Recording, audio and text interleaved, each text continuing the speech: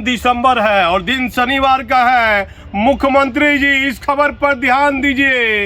ये खबर अरबों रुपए की खबर है। खबर एक अखबार में लगातार चर्चा छपती है। चर्चा कि अरबों रुपए की अष्टधातु की चोरी की मूर्ति बिकी है और एक समाजसेवी मेयर बनने के लिए, उप महापौर बनने के लिए चोरी की मूर्ति बेचकर उस पैसे को खर्चा कर अपने आप को समाजसेवी घोषित कर रहा है। अष्टधातु की मूर्ति के बारे में कई महत्वपूर्ण खबरें हैं, लेकिन जो समाचार पत्र में जिन बातों का उल्लेख दिया गया है, जो चर्चा हुई है, मैं उसका जिक्र करता हूं। उक्त पत्रकार के बारे में क्या कहना। पत्रकार के बारे में बहुत तरह के सवाल उठेंगे, लेकिन पत्रकार ने जो खबर लिखी है उसमें कुछ न कुछ सच्चाई सामने आ रही है। कुछ 4-5 लाइन मैं उस अखबार में छपी खबर के बारे में बता देता हूँ।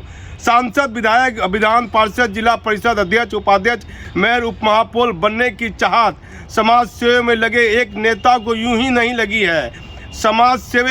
समाजसेवी का भूत तो इस कदर उस नेता पर सवार है कि वह इस चाहत में खुद के पैसे से पैरवी करने के लिए आतुर आ रहे हैं। अब तक काफ़ी रकम वह लगा चुके हैं इस आस में कि कोई ठसक वाला पद हासिल हो जाए। अतीत पर मजबूत पर्दा पड़ सके, मतलब पुराने काले इतिहास पर पर्दा पड़ सके। इसका लिखने का मतलब है, कहा जाता है कि लाल मिट्टी, अब पता नहीं ये लाल मिट्टी है कि ललमटिया थाना है, क्या थाना है, लाल मिट्टी वाले एक थाना क्षेत्र के मंदिर में गायब एक दुर्लभ मूर्ति की चोरी हुई थी। उसकी बेकीमती मूर्ति बेचने के लिए वह बंगलोर, केरल, कोलकाता के बाद गोवा की सैर भी की थी। 5 अरब रुपये में सौदा तय हुआ मुख्यमंत्री जी, और 1 बार रुपये की डिलीवरी मुफस्सिल इलाके के एक गोदाम के केटनर में हुई थी। समाज सेवा उसी रकम के बूते पर होने की बात कही जा रही है। लास्ट में एक लाइन जोड़ दिया माननीय पत्रकार महोदय ने कि सीआईडी इसकी जांच कर रही है। कई महत्वपूर्ण सवाल है। केंद्रीय जांच एजेंसी में तैनात बड़े बड़े आला अधिकारी, सीबीआई, ईडी, आईबी जैसी जांच एजेंसी, सतर्कता आयोग जैसी जांच एजेंसी यदि हमारा चैनल देख रही है तो इस अहम बिंदु पर ध्यान दे कि सृजन घोटाले के समय कई बड़े बड़े लोगों का नाम, इसके स्थानीय पुलिस के पास जब ये मामला था तो एसआईटी टीम का गठन किया। उस समय एसएसपी मनोज कुमार थे, आईजी थे, डीआईजी थे, और एसआईटी टीम ने कई बड़े घोटालेबाज के शोरूम में छापेमारी की। लेकिन कई ऐसे शोरूम के मालिक हैं जो अरबों रुपये, करोड़ों रुपये के शोरूम भागलपुर शहर में बनाए हुए हैं और रात में पता नहीं क्या क्या करते हैं और सोफा सेट पर आराम से बैठक करते हैं। बैठक में शहर के कई बड़े माफिया रहते हैं। ये बैठक कहाँ होती है, तिलकामाझी थाना क्षेत्र में या 0 माइल थाना क्षेत्र के आसपास, ये बता पाना तो कठिन होगा। लेकिन सृजन घोटाले में स्थानीय पुलिस, एसआईटी टीम उसके शोरूम में छापामारी की थी, लेकिन सीबीआई जांच एजेंसी ने अभी तक उस घोटालेबाज से पूछताछ नहीं की है। बताया जाता है कि इनकम टैक्स की फाइल में उसने कुछ हेराफेरी की है और इनकम टैक्स की फाइल तैयार कर ली। कितने पैसे सृजन से दिए ये किसी से छिपा हुआ नहीं है। आम लोग सारी बातें जान रहे हैं।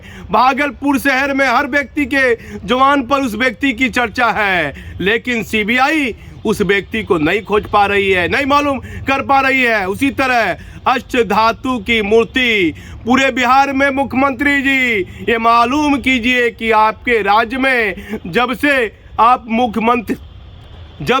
मुख्यमंत्री हैं, कम से कम 5 साल का डाटा कि बिहार के कितने जिले से मंदिरों से अष्टधातु की मूर्ति और पुराने धातु की सामान कब चोरी हुए और चोरी हुई मूर्ति या सामान धातु के वह बरामद हुए या नहीं हुए, और बरामद कितने मामले में नहीं हुए और कितने मामले में बरामद हुए हैं। इसकी जांच रिपोर्ट डीजीपी से मांगिए कि पूरे बिहार में कितने मंदिर में पुरानी मूर्तियां चोरी हुई है और वह मूर्तियां जो चोरी हुई है क्या वह बरामद हुई है? मुख्यमंत्री जी आपके अधीन है आर्थिक अपराध इकाई और अरबों रुपए का खेला हो रहा है।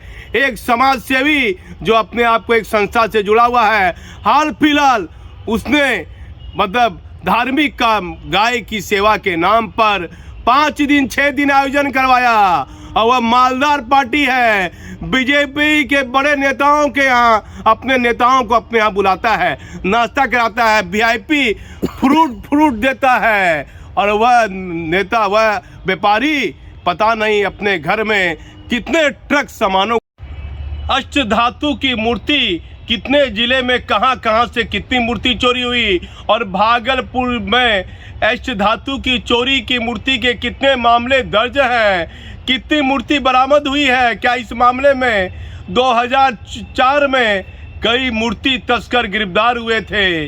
मुख्यमंत्री जी आसान तरीके से आसान रास्ते से अरबपति बनना, पैसे वाले बनने की आम लोगों की कई गलत लोगों की तमन्ना हो गई है और बड़े बड़े पैसे वाले से लोग मिलकर बड़ा गलत कारोबार में लोग संलिप्त हो गए हैं। आसान तरीके से करोड़पति बनना, अरबपति बनना कुछ लोगों की चाहत हो गई है। सृजन घोटाले के साथ साथ यदि अष्ट धातु की मूर्ति क्योंकि ये इसकी मात्रा यदि बाहर बेचा जाता है, इसे दूसरी कंट्री में बेचा जाता है तो अरबों रुपए से भी अधिक इसकी लागत पर मूल्य रकम मिलती है तस्करों को। मालूम कीजिए मुख्यमंत्री जी कि अष्ट धातु की मूर्ति क्या पूरे बिहार में कितना मामला दर्ज हुआ है और कितनी मूर्ति बरामद हुई है। और सृजन घोटाले में सीबीआई जैसी जांच एजेंसी अभी तक रंजनी प्रिया और अमित कुमार को क्यों नहीं खोज पाई है और क्यों नहीं उस शोरूम के मालिक से पूछताछ हो रही है जिसने एरोप्लेन से जाकर अपना इलाज कराया वीआईपी तरीके से। उसकी चर्चाएं शहर में हो रही है। कोई आम व्यक्ति बीमार पड़ेगा किसी तरह से टिकट कंफर्म करवाता है, टिकट कंफर्म हुआ या नहीं हुआ उसकी भी चिंता उसको रहती है। लेकिन घोटाले में आए एक व्यक्ति को जब अचानक किसी प्रकार की बीमारी या चोट लगती है तो फ्लाइट से जाकर अपना इलाज कराता है। उसकी चर्चा है कि उसके पास बहुत माल है और ये माल क्या सृजन घोटाले का है। ये तो सीबीआई जैसी जांच एजेंसी कहीं न कहीं सवालों के घेरे में है।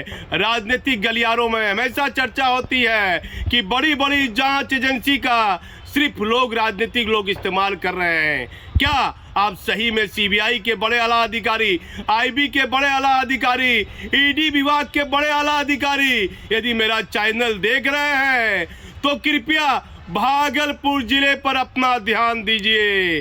कोरोना के बाद कई लोगों ने अरबों रुपए की जमीन रजिस्ट्री करवाई। लगातार अष्ट धातु की मूर्ति की खरीद बिक्री की बात शहर में चारों तरफ फैली हुई है।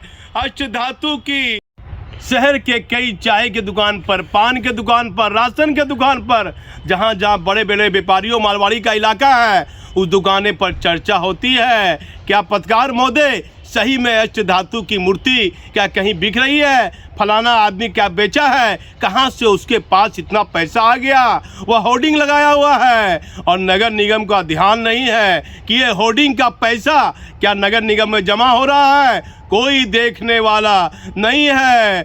मुख्यमंत्री जी ध्यान दीजिए, केंद्र में बैठी बड़ी जांच एजेंसी यदि हमारा चैनल देख रही है तो भागलपुर जिले पर अपना ध्यान दीजिए।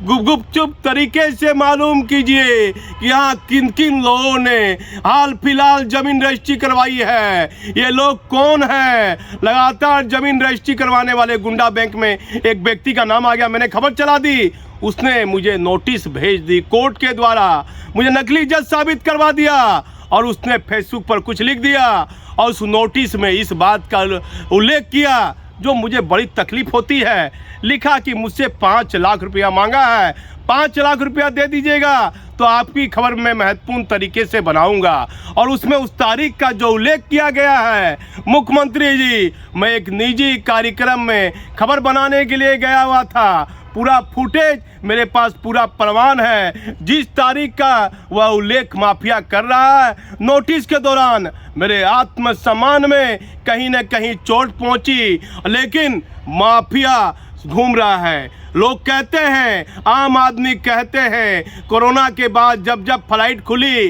कुछ लोग बेवजह फ्लाइट से जाते थे। किसको किसको फ्लाइट से लेकर जाते थे? यदि इसकी भी जांच ईमानदारी पूर्वक होगी तो कई बड़ा खुलासा हो सकता है।